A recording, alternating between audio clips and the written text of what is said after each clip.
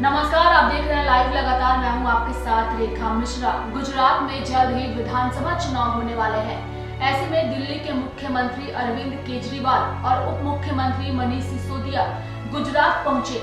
इस दौरान उन्होंने प्रेस कॉन्फ्रेंस कर गुजरात की जनता से यह कहा है कि एक बार उनकी पार्टी को मौका दे ताकि वह गुजरात में शिक्षा व्यवस्था को ठीक कर सके, स्वास्थ्य व्यवस्था को ठीक कर सके और साथ ही यहाँ के बेरोजगार युवकों को रोजगार दे सके।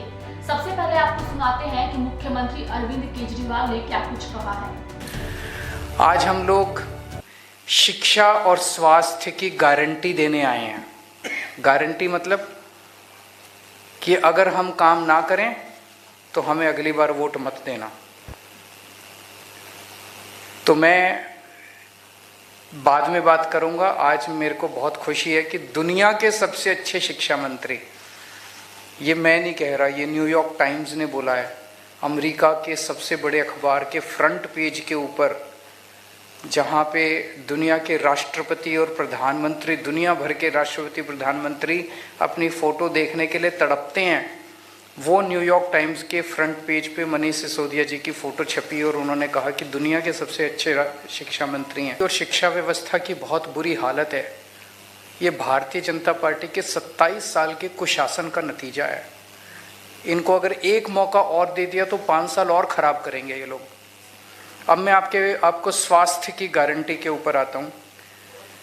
गुजरात के सरकारी अस्पतालों का, सरकारी डिस्पेंसरी का बहुत ज़्यादा बुरा हाल है। धीरे धीरे इस पूरे सिस्टम को ख़त्म किया जा रहा है, जानबूझ के ख़त्म किया जा रहा है। और इसलिए ख़त्म किया जा रहा है ताकि आदमी मजबूरी में प्राइवेट स्कूल अस्पतालों में प्राइवेट डॉक्टरों के पास जाने के लिए मजबूर हो। और प्राइवेट अस्पताल इतने महंगे हो गए कि अगर एक कोई बड़ी बीमारी किसी के हो जाए तो पूरी ज़मीन जेवर सब बिक जाते हैं, आदमी कर्जे में आ जाता है। और कई किसान इस वजह से अब सुइसाइड कर लेते हैं क्योंकि उनके पास बीमारी का इलाज करने के लिए पैसे नहीं होते। दिल्ली में हमने ये व्यवस्था की कि दिल्ली में सरकारी अस्पतालों को पहले हमने शानदार बनाया, मोहल्ला क्लिनिक को शानदार बनाया, और फिर हमने कहा कि दिल्ली के 2 करोड़ लोग, चाहे कोई अमीर हो चाहे गरीब हो, चाहे इस जात का हो चाहे उस जात का हो, चाहे आदमी हो औरत हो, इस धर्म का हो उस धर्म का, 2 करोड़ लोगों को सबको पूरा इलाज मुफ्त होगा। सारी दवाइयाँ, सारे टेस्ट, सारे ऑपरेशन, सब कुछ मुफ्त कर दिया हमने दिल्ली की जनता के लिए। सो पहली गारंटी स्वास्थ्य में मेरी ये है, गुजरात के हर व्यक्ति, गुजरात में रहने वाले हर व्यक्ति का पूरा इलाज मुफ्त होगा और अच्छा होगा। तो आपने अरविंद केजरीवाल को सुना, जिन्होंने साफ तौर पे कहा कि अगर गुजरात की जनता इस बार उन्हें उनकी पार्टी को मौका देती है तो वह गुजरात में कई समस्याओं का समाधान करेंगे जो अब तक भाजपा की सरकार ने नहीं किया है। इसके साथ ही आपको बता दें कि अरविंद केजरीवाल ने मनीष सिसोदिया का भी जिक्र किया और शिक्षा को लेकर के उनकी तारीफ की। आपको बता दें कि मनीष सिसोदिया ने जिस तरीके से दिल्ली की शिक्षा व्यवस्था को बेहतर किया है, उसी तर्ज पर गुजरात को भी बेहतर करने की बात मनीष सिसोदिया ने की। आइए आपको सुनाते हैं क्या कुछ कहा है उन्होंने। विकसित देश बनने के लिए एक बहुत शानदार शिक्षा व्यवस्था की जरूरत है। बिना शानदार व्यवस्था के, हर बच्चे के लिए शानदार शिक्षा व्यवस्था के बिना भारत विकसित देश नहीं बन सकता। भारत दुनिया में नंबर 1 देश नहीं बन सकता। मुझे बहुत खुशी है कि माननीय श्री अरविंद केजरीवाल जी के नेतृत्व में दिल्ली में एक शिक्षा क्रांति शुरू हुई और उनके नेतृत्व में और उनके मार्गदर्शन में, उनके विजन पर चलते हुए आज दिल्ली में दिल्ली के हर बच्चे के लिए फ्री शानदार विश्व स्तरीय शिक्षा सुनिश्चित की गई है। दिल्ली में पैदा होने वाले हर बच्चे के लिए आज शानदार शिक्षा उपलब्ध है। दिल्ली के हर माँ बाप आज इस बात से संतुष्ट हैं कि हमारे बच्चे के लिए केजरीवाल जी ने शानदार स्कूल बनवा दिए हैं। इसी तरह का काम अब पंजाब में भी शुरू हो गया है। केजरीवाल जी के नेतृत्व में, उनके मार्गदर्शन में, वहाँ भगवंत मान जी के नेतृत्व में जो सरकार चल रही है, वो पिछले 5 महीने के अंदर अंदर इतनी तेजी से काम कर रही है शिक्षा पर कि आप देखिएगा बहुत जल्द वहां पे बहुत शानदार स्कूल देखने को मिलेंगे और वहां की रिजल्ट देखने को मिलेंगे। अच्छी शिक्षा आज गुजरात के भी हर बच्चे का हक है, वो चाहे गांव में रहता हो, चाहे कस्बों में रहता हो, शहरों में रहता हो, वो सरकारी स्कूल में पढ़ता हो या प्राइवेट स्कूल में पढ़ता हो। अच्छी से अच्छी शानदार शिक्षा आज गुजरात के भी हर बच्चे का हक है। तो आज मैं माननीय अरविंद केजरीवाल जी के नेतृत्व में आप सबके बीच आम आदमी पार्टी की तरफ से गुजरात के हर एक परिवार को, हर एक व्यक्ति को ये आश्वस्त करना चाहता हूं कि आज से हम सपना देखना शुरू कर दें कि हम अपने बच्चों के लिए, गुजरात के एक एक बच्चे के लिए, गुजरात में पैदा होने वाले हर एक बच्चे के लिए एक शानदार शिक्षा की व्यवस्था लागू करेंगे। और वो शानदार शिक्षा की व्यवस्था गुजरात के गांव देहात से लेकर शहरों तक हर जगह लागू होगी। सिर्फ ऐसा नहीं है कि शहर के कुछ स्कूलों को अच्छा करेंगे, जैसा दिल्ली में हर स्कूल को किया है।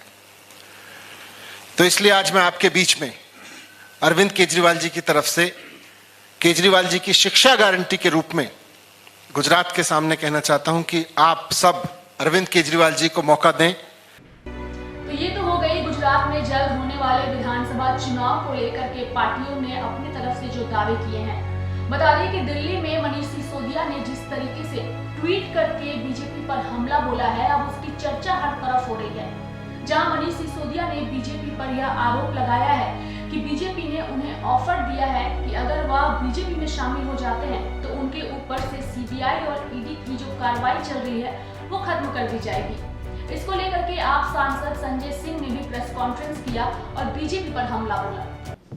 मनीष सिसोदिया जी के खुलासे के बाद पूरी की पूरी भारतीय जनता पार्टी सदमे में है, उसके पास कोई जवाब नहीं है।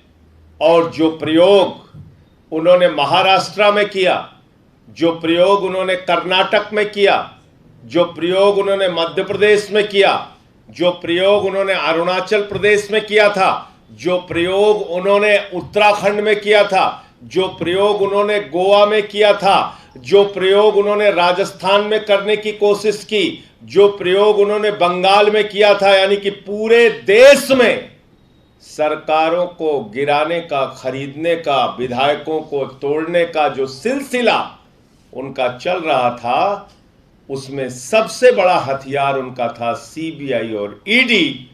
वही प्रयोग वो दिल्ली में करना चाहते थे और वो प्रयोग पूरी तरीके से फेल साबित हुआ, इसलिए कि जिस मनीष सिसोदिया को उन्होंने तोड़ने की कोशिश की, जिस मनीष सिसोदिया के जरिए उन्होंने दिल्ली की सरकार में तोड़फोड़ करने का प्रयास किया और यह कहा कि साथ आ जाओ, तो जैसे सबकी ईडी सीबीआई खत्म, तुम्हारी भी ईडी सीबीआई खत्म हो जाएगी।